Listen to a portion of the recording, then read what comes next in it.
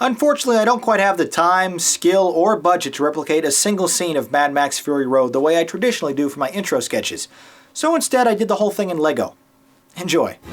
Don't fear, grease-painted lady. Mad Max is here to save you. Look out, Max. I am Immortan Joe, and I am coming for you. Oh, thank goodness you're here, Tom Hardy. I don't know what we would do without you. I don't even know if this is a sequel or a reboot. Is it both? Is that even possible? I may be hogtied to the front of this truck, but I'm still a better driver than a woman. Wait, did I say that out loud? I guess there's still a little bit of Mel Gibson in this character. Now this is pod racing. There's only 3 things I care about in this world: gasoline, water, and pregnant women. So let's expend lots of the first 2 to save the 3rd. Oh my gosh, we're gonna wreck. Help us, Max. Maintain your speed so I can jump onto your truck, which looks suspiciously like an airboat. Oh, the big crowd! Oh, explosions everywhere! This is Movie Night!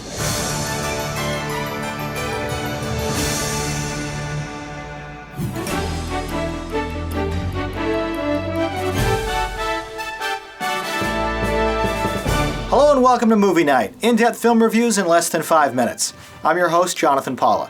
Tonight we'll be taking a look at 3 brand new releases from May of 2015, beginning with Pitch Perfect 2.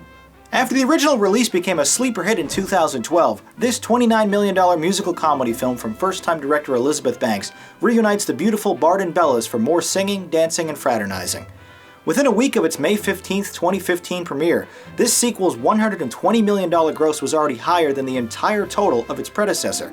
In fact, besides The Spy Who Shagged Me, this is only the second time in history a movie outgrossed the original so quickly. Inventively opening with an a cappella version of the Universal logo theme, the 115-minute story follows our feisty heroes, who must get their groove back in time to win an international singing competition after a humiliating performance in front of the president. They prepare to face off against a tough and well-organized German troupe while juggling issues in their personal lives. The always adorable and cute Anna Kendrick once again leads the ensemble with a wonderful and effortless charm, but I've had a huge crush on her for years, so I'm probably a bit biased. The foul-mouthed Rebel Wilson delivers some of the movie's best laugh-out-loud moments, but she can also become a bit grating with too much exposure. Thankfully, her loud behavior is limited to small doses here. The rest of the Bellas are reduced to one-joke stereotypes, from the Guatemalan who constantly references her troubled third-world past, to the obvious lesbian constantly making passes at her friends, or the suspiciously quiet one. The talented Haley Steinfeld joins the group as a freshman legacy, eager to make her place in Aka history with some original music. Her naive curiosity parallels many of the beats from Part 1, however. I was pleased that Kendrick's boyfriend Skylar Astin makes a return appearance here. He isn't utilized much, but the story doesn't call for it, so rather than awkwardly writing him out or shoehorning him in, his inclusion feels very natural and appropriate. And perhaps more importantly, it doesn't diminish the effectiveness of the first film's awesome conclusion. As with last time, John Michael Higgins and Elizabeth Banks are absolutely hilarious as crude color commentators, making sexist jokes and explaining the stakes of the narrative. There are a slew of great cameos as well, from Jason Jones, Reggie Watts, Katie Seagal, Snoop Dogg, and the Green Bay Packers. But the standout performer is Keegan-Michael Key, of Key and Peele fame, who is great as a rude, fast-talking music producer. Apologies if this entire review sounds like an extended roll call, but that's Pitch Perfect 2's biggest strength: the characters. These are fun, endearing, and realistic people you'll love to root for, and Banks does a wonderful job managing all of them in her directorial debut. It's the story itself that unfortunately falls flat, feeling very repetitive and familiar. A massive 5-way underground a cappella sing-off scene is undeniably entertaining, but besides establishing the villains, it does little to advance the plot, and is virtually identical to a better scene in the first movie. Time's up, go! This is how we do it. I'm kind of boss, and it's all because This is how we do it. South Central does it like nobody does. This is how we do it. To all my neighbors, you got much flavor. This is how we do it. Let's girls, you know you better watch out. Some guys are only about bad things, bad things, bad things. Never trust a big button smile, that girl is poison. Rather than the beat-matching mashups and live singing, it's the B-plot of Kendrick's internship at a record label that is the film's most intriguing angle. Although the PG-13 rated story doesn't explore this as much as I would have liked, this thread about figuring out life after college and how best to transition into adulthood was well handled and very interesting. Lamenting to her singing sisters about this uncertain future, Kendrick remarks, "It makes me sad it won't ever be like this again." Blending beautiful harmonies from talented singers, we're once again treated to an eclectic range of pop music, sampling everything from Natalie Imbruglia to Sir Mix-a-Lot. Despite an unfortunately unimpressive finale and retreading familiar ground, this is a competent sequel that continues the story in a respectable way. If you enjoyed the original, you'll be right at home with Pitch Perfect 2. An amusing time with likable characters and music. I thought it was cool. Next up, the 500th review on Movie Night, and it's for a good one. Let's discuss Mad Max Fury Road. The fourth installment of George Miller's Australian post-apocalyptic action series was released in May of 2015, a full 30 years after the last installment. The R-rated movie is already well on its way to outgrossing its lofty $150 million budget though, thanks to rave reviews and strong word of mouth.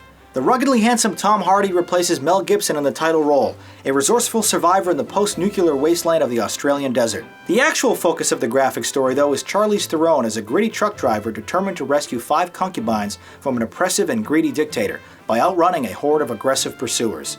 This simplistic premise cuts both ways. It's easy to follow, but is perhaps a bit undernourished. And when our intrepid team gets stuck without an endgame, they literally just turn around and go back where they started. A realistic resolution given their harsh circumstances, but hardly an interesting one. While the film is particularly light on dialogue, watching the uneasy alliance develop between the muzzled Harry and grease-painted Theron is captivating and intriguing. Lecturing his new driving companion, Tom coldly advises, "Hope is a mistake. If you can't fix what's broken, you'll go insane." At the moment of her darkest desperation, we see Charlize collapsing to her knees while shouting at the heavens, in a fantastic shot that frames her athletic silhouette against the quick-moving sands of the outback. In the otherwise brainless adventure, it is wonderful to be treated to these artistic images and themes, which are sprinkled throughout the proceedings rather frequently. Speaking of cinematography, the bright orange hues during the day contrast wonderfully with the sharp blue shadows during the night. An almost unrecognizable Nicholas Hoult is featured as a conflicted war boy, a sick servant who switches sides to aid our hero's escape. The bad guys are led by Hugh Keys-Bryan, who actually played the villain in the 1979 original, a fierce brute whose skull-painted oxygen mask is downright menacing. Never more than a few minutes behind the protagonist, this constant chase between good and evil supplies the film with ever-present consequences, making it difficult to ever catch your breath or relax.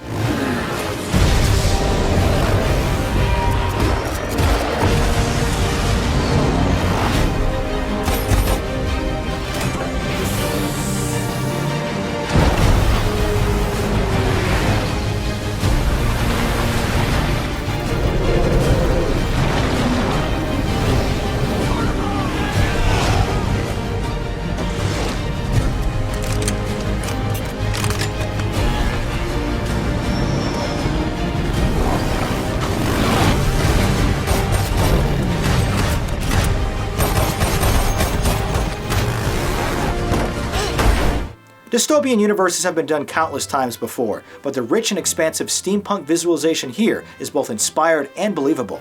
Rather than a shameless retread, it's obvious this fresh treatment of the car chase franchise is one that ruminated in Miller's mind for decades.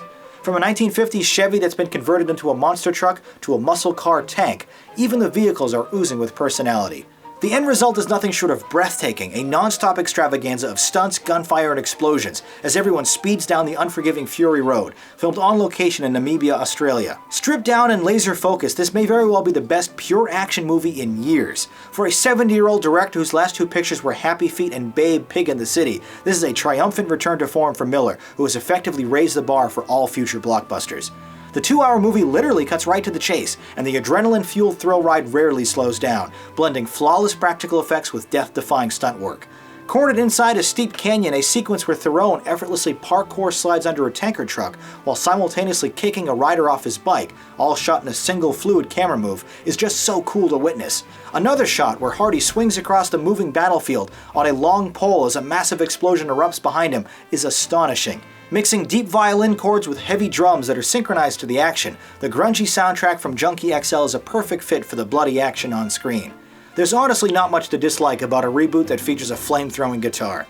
If you're a fan of loud mayhem entangled with conflicted characters, Mad Max Fury Road is a stylized barrage of ridiculous carnage, beautifully choreographed. And here are some of your reviews.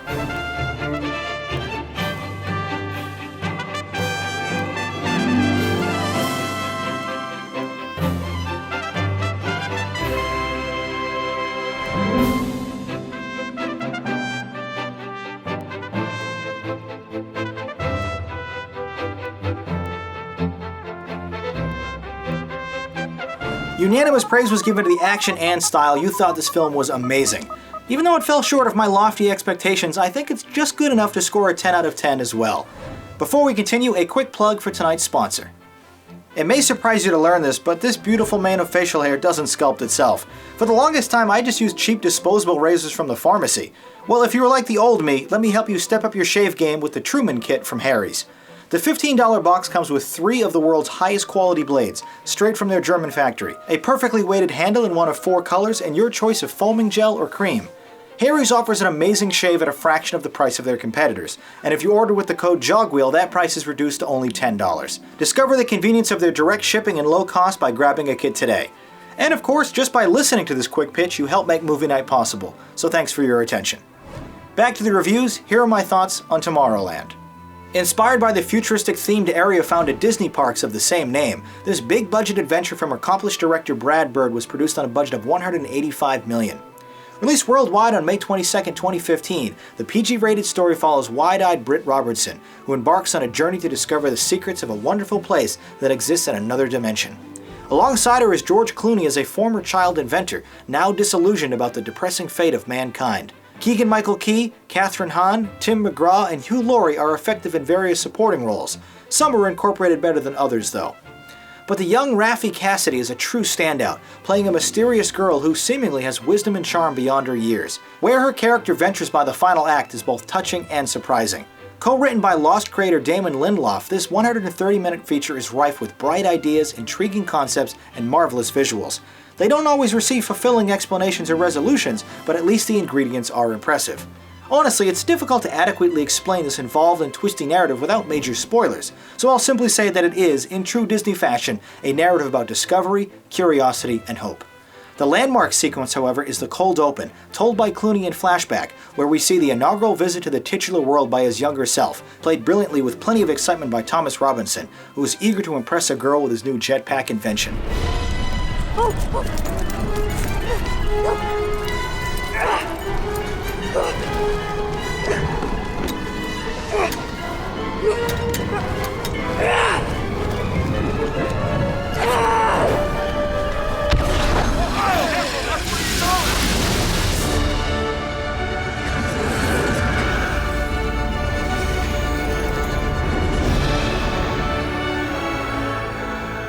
The visuals are colorful and striking, painting a vivid and optimistic vision of our future, a sight sorely lacking from today's fiction of bleak and dystopian possibilities. Paralleling Clooney's determined attitude decades later is Robertson, an inquisitive teen desperate for answers. We're told she's the last best hope to fix the world, but it's never really explained how or why. Defending her determination, she says, "It's hard to have ideas and easy to give up." The enthusiasm they have is quite infectious, making it easy to ignore the plot issues and get swept up in the excitement. After discovering a secret pin that momentarily transports her to Tomorrowland, she sneaks out in the middle of the night to properly explore this futuristic utopia, forgetting of course that her movements are still duplicated in both realities, leading to a humorous sight when she accidentally wanders into waist-deep water in a swamp back on Earth. Later, some heavy themes are handled with brash honesty, as Laurie makes an impassioned speech about humanity's unwillingness to save itself. He likens mankind's fate to Titanic, deliberately staring into an iceberg because you want to sink. Other dialogue, however, is handled with lighthearted jokes and brevity. There are some great action sequences throughout the movie as well, like a grippingly edited retreat through Clooney's booby-trapped house as enemy forces close in around them. The lofty and patriotic themes from Michael Giacchino go excellently with the impeccably rendered visual effects, bringing to life an inspiring world all audiences will be eager to visit. Although the pacing falters a bit towards the end and not every thread has a satisfying conclusion, this is a fun experience with plenty of layers and enjoyable characters. Tomorrowland has a hopeful message presented with marvelous innovation. I thought it was great. Finally, tonight let's take a look at your tweet critiques.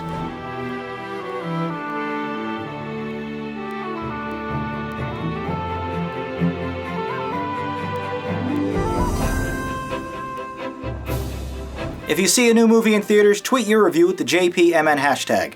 Next week we'll once again be reviewing disaster movies.